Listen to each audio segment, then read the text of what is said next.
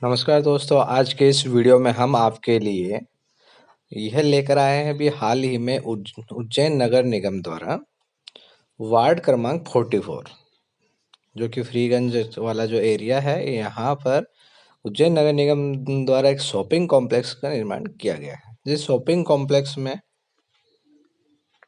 दुकानें हैं, यहाँ पे देख रहे होंगे, ये इसका लेआउट है। इस तरह का कॉम्प्लेक्स बनाया जा रहा है। ये कॉम्प्लेक्स कहाँ बन रहा है? आप फ्रीगंज में आपने एसएस हॉस्पिटल वाली जो गली देखी हुई है, शहीद पार्क से जो इधर आती है राजस्व कॉलोनी के साइड, यहाँ पर ये जो तिराहा बना है, एक गोल सर्कल बना हुआ है जिधर माधव हॉस्पिटल के इस तरफ से आते हैं, और यहाँ ब्रिज बना हुआ है। इस चौराहे पर एक बड़ी बिल्डिंग है। इसके जस्ट वाली लाइन में, एसएस हॉस्पिटल वाली लाइन में एक कॉम्प्लेक्स बनाया जा रहा है। इस कॉम्प्लेक्स के लिए नगर निगम ने इसमें ऊपर आप देख रहे होंगे कुछ रेसिडेंशियल्स भी हैं, और नीचे ग्राउंड फ्लोर्स पे और फर्स्ट फ्लोर सेकंड फ्लोर्स पे इस तरह के शॉप्स भी बनाई गई हैं। तो इसके लिए हाल ही में टेंडर जारी किया गया है। इस टेंडर के संदर्भ में हमने ये वीडियो आपके लिए लेकर आए हैं। ये आपके पास एक बहुत अच्छा मौका है, क्योंकि फ्रीगंज एक उज्जैन का काफ़ी बेहतर एरिया है और यहाँ पर बिजनेस भी काफ़ी अच्छा है। तो ये आपके पास एक अच्छी अपॉर्चुनिटी है कि यहाँ पर आप दुकान के लिए अपना टेंडर भर सकते हैं। इसमें कौन कौन से दस्तावेज़ों की आवश्यकता होगी आपको अप्लाई करते समय, कौन कौन से डॉक्यूमेंट्स लगेंगे, किस तरह से अप्लाई करना है, फॉर्म की फ़ीस क्या होगी, डॉक्यूमेंट्स की फ़ीस क्या होगी, आपको अमानत राशि ईएमडी कितनी जमा करनी होगी, पेमेंट की कंडीशंस क्या-क्या होगी, ये सब हम इस वीडियो में आपको बताएँगे। इसलिए आप इस वीडियो को पूरा ध्यान से अंत तक देखें, और साथ ही साथ इस चैनल को सब्सक्राइब कर बेल आइकन को दबा दें, क्योंकि हम जितने भी इस तरह के महत्वपूर्ण टेंडर्स होते हैं उसकी जानकारी हम हमारे इस चैनल पे अपलोड करते हैं। इसलिए आप इस चैनल को सब्सक्राइब कर बेल आइकन को दबा दें। और अगर आपको इस टेंडर्स में अप्लाई करना है, अगर ये शॉप के लिए अप्लाई करना चाहते हैं, तो आप हमारे नंबरों पर भी हमसे संपर्क कर सकते हैं। नंबर हम आगे वीडियो में आपको दिखाएंगे, या डिस्क्रिप्शन में भी नीचे दिया गया, आप वहाँ से भी देख सकते हैं। चलिए हम बात करते हैं अब आगे। सबसे पहले हम बात करते हैं ये कहाँ पर स्थित है, इसका एड्रेस कौन सा वार्ड है। वार्ड जैसा कि मैं आपको बता चुका हूँ, ये वार्ड क्रमांक 44 के अंतर्गत आता है। और ये जो दुकानें हैं ये लीज पर दी जाएगी। ये 30 इयर्स की लीज होगी, और इसका कुछ वार्षिक रेंट भी होगा। तो चलिए हम आगे इसके टर्म एंड कंडीशंस देख लेते हैं। और ये टेंडर जो जारी किया गया है, किसके द्वारा जारी किया गया है? ये उज्जैन नगर पालिका निगम द्वारा जारी किया गया है। पर इस टेंडर के लिए मैं आपको स्पेशल थोड़ी सी आपको मैं बताता हूँ कि अगर आप जब भी अप्लाई कराने जा रहे हैं, अक्सर हम नॉर्मली लोगों की आदत होती है कि नगर निगम के द्वारा जारी किया गया तो हम नगर निगम के आसपास जो ये ऑनलाइन टेंडर भरने वाले होते हैं उनसे हम संपर्क करते हैं। पर थोड़ा सा ध्यान रखिए, क्योंकि लगभग सभी लोग उसके आसपास वाले लोगों से टेंडर के लिए अप्लाई करवाते हैं, और जब आप उनसे अप्लाई कराते हैं तो आपके जो रेट्स हैं वह डिस्क्लोज हो जाते हैं। तो आप ऐसे या तो आप कहीं थोड़ा-सा ऐसे लोगों से करिए जो उस क्षेत्र से थोड़े दूर रहते हों, जिनके पास उन लोगों के, क्योंकि आप अ, उस जो एरिया है वहाँ हर हर कोई व्यक्ति वहाँ आता है और उनको उनसे अपना आवेदन करवाता है, और वो रेट डिस्क्लोज हो जाती है। या फिर ऐसी कोई शॉप्स है जो कि बिल्कुल पूरे ज़्यादा टेंडर्स भर रहे हैं, तो वो उनके पास भी आपकी रेट डिस्क्लोज है। तो वह हो सकता हो कि आपकी रेट्स किसी और के सामने भी डिस्क्लोज कर दें। इसलिए आप या तो ऐसा कोई व्यक्ति देखिए जो नॉर्मली इस क्षेत्र से दूर रहता हो, या फिर आपको कुछ ऐसी फैसिलिटी वो व्यक्ति प्रोवाइड कर दे कि वो आपके रेट्स ना देख पाए। तो इस तरह की आप में चीज़ों का ध्यान रखें। आप हमारे पास भी संपर्क कर सकते हैं, और हम इस तरह की आप लोगों को फैसिलिटी प्रोवाइड करते हैं कि हम आपके रेट्स, ना आपको हमें आपका रेट बताना होगा, या फिर आपको इस तरह की फैसिलिटी हम लोग प्रोवाइड करेंगे कि आप इसके बारे में सुरक्षित रहें। तो हम सबसे पहले आपको अपना नंबर बता देते हैं। 9,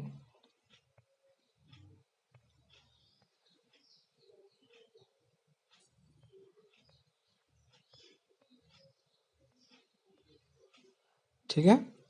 बाकी वीडियो के डिस्क्रिप्शन में भी नंबर दिए गए हैं। इसके लिए अप्लाई करने के लिए आपको ये वाला पोर्टल के माध्यम से इस पर अप्लाई होगा।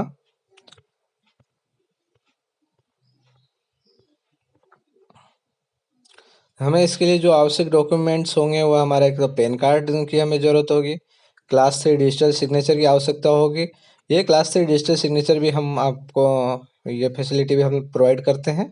तो अगर आप खुद से भी करना चाहते हैं, अगर आपको क्लास 3 डिजिटल सिग्नेचर की आवश्यकता है तब भी आप हमसे संपर्क कर सकते हैं। हम ये डिजिटल सिग्नेचर भी आपको प्रोवाइड सबसे कम कीमतों पे प्रोवाइड करते हैं। हमें जो हम बताया कि एक तो हमको पैन कार्ड की आवश्यकता होगी, ठीक है। दूसरा आपका आधार कार्ड, आधार कार्ड की आवश्यकता होगी। आपकी एक फ़ोटो की आवश्यकता होगी, एक आपकी फ़ोटो, ठीक है। और अगर आप किसी विशेष जाति से हैं तो आपका जाति प्रमाण पत्र लगेगा हमें, ठीक है। और अगर आप किसी कंपनी की या किसी फर्म के लिए आवेदन कर रहे हैं तो आपकी कंपनी का रजिस्ट्रेशन हमको सर्टिफिकेट की आवश्यकता होगी। तो क्या क्या लगेगा मैं अब आपको फिर से बता दूं, ठीक है। नंबर 1 पैन कार्ड, नंबर 2 आधार, ठीक है। नंबर 3 फोटो, नंबर 4 अगर जाति विशेष है तो जाति का प्रमाण पत्र, ठीक है। और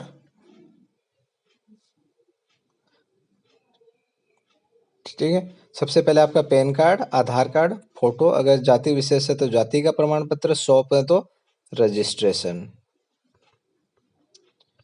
ठीक है।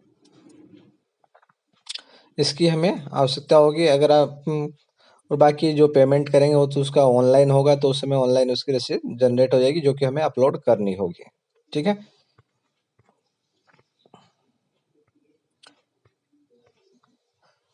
महत्वपूर्ण बात यह है कि ये लीज पर होगी, ये ध्यान रखें। और इसकी लीज जो ईएमडी जमा होगी, कब जमा होती है? ये जब हम आवेदन करेंगे, ठीक है। आवेदन जब मीन्स आपका जो उस दुकान के लिए आवेदन फॉर्म भरेंगे तब वो जो राशि जमा होगी वह जो इसकी न्यूनतम कीमत रखी है, मैं आपको अभी दुकानों की लिस्ट दिखाऊंगा। मान लीजिए 20 लाख रुपए रखी है तो उसका 2.5% हमको ईएमडी जमा करनी होगी, ठीक है।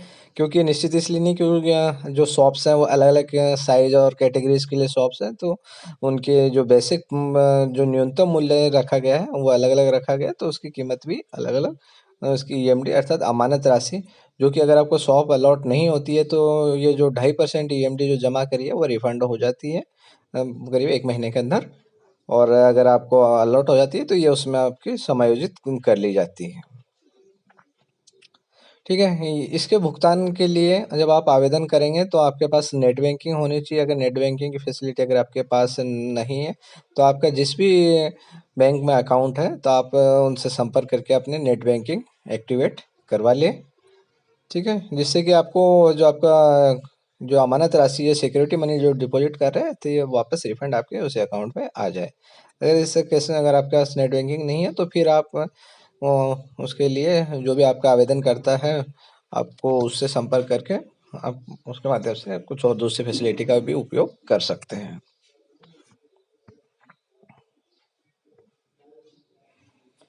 अब पेमेंट की मैं आपको कंडीशंस बता देता हूँ। जब आपको मान लीजिए शॉप अलॉट हो गई है तो आपको व्हाट्सएप या ईमेल के माध्यम से नगर निगम सूचना देगा कि आपको आपकी दुकान अलॉट हो गई है।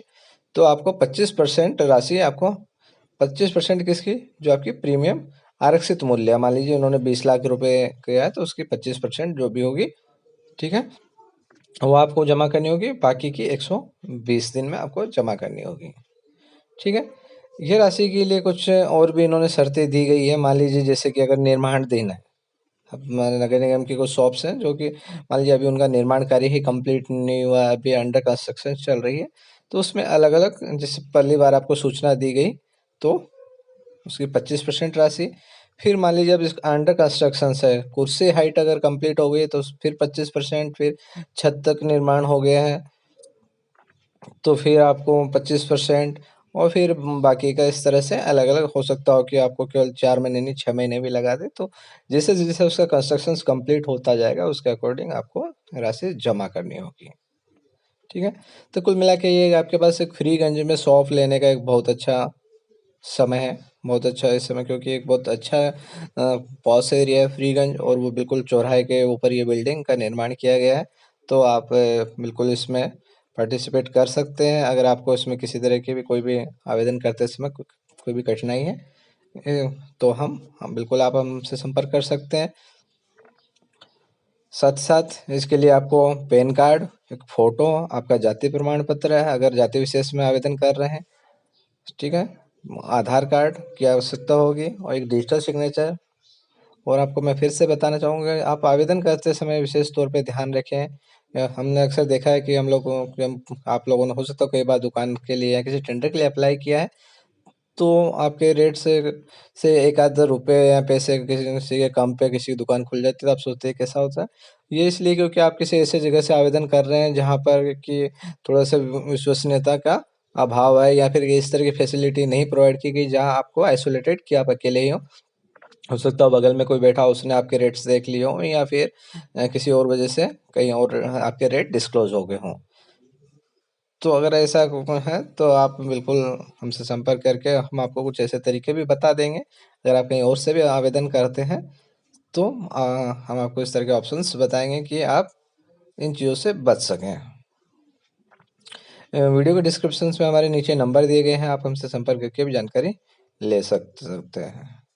तो अब हम बात करते हैं कि दुकानों की साइज़ कौन-सी है, कितनी क्या है? तो मैं आपको वो भी दिखा देता हूँ। गुरु नानक मार्केट के सामने ये जो बना है, यहाँ पर जो भूतल है, यहाँ पर शॉप्स नंबर 113, 114, 115, 116, इनकी जो साइज़ है वह आप देख रहे होंगे। जो पहली एक शॉप है ये 14.94 वर्ग मीटर की है, बाकी ये 11.40 वर्ग मीटर की। ये अनारक्षित है, ये अनारक्षित है। यह अनारक्षित वर्ग की विधवा महिला के लिए है। ये इनकी बेसिक कीमत है 18 लाख, ये 13 लाख, ये 13 लाख। फिर यहाँ पे बहुत प्रथम तल है, ये प्रथम तल की दुकानें हैं। आप ये इसका स्क्रीनशॉट भी चाहे तो ले सकते हैं कि कौन सी दुकान किसके लिए है, या फिर आप हमें व्हाट्सएप पर मैसेज करेंगे तो हम आपको व्हाट्सएप के माध्यम से भी ये एडवर्टाइजमेंट, ये जो दिख रहा है पीडीएफ, हम आपको प्रोवाइड कर देंगे। ठीक है? तो इसलिए आप पूरा वीडियो ध्यान से देखें, और कहीं भी कोई प्रॉब्लम हो तो आप हमसे संपर्क कर सकते हैं। Okay, thank you very much.